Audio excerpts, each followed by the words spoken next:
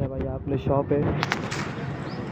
अजून शॉपचा काहीच सेटअप नाही आहे, तर सेटअप लावायला जवळपास अर्धा तास लागतो. तर सेटअप लावल्यानंतर मी पुन्हा दाखवतो तुम्हाला. आपण पाहू शकतो आपल्या दुकानाचा सेटअप लागलेला आहे.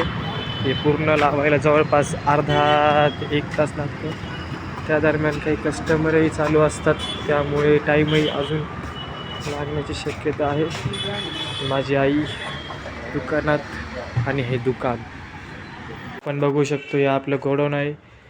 आपण या ठिकाणी आपल्या दुकानाचा स्टॉक मेंटेन करून ठेवतो आणि जास्तीत जास्त करून होलसेल चालतं, त्यासाठी स्टॉक जास्त ठेवावा लागतो. सेम असंच एक कंपार्टमेंट, असंच एक गोडाऊन याच्यावरती आहे आणि त्याच्यावर स्टोअर हाऊस आहे. तर स्टोअर हाऊसमध्ये आपण किती माल इम्पोर्ट झाला, किती एक्सपोर्ट झाला, याचं डेलीचं कॅल्क्युलेशन होतं पर डेच्या एंडला.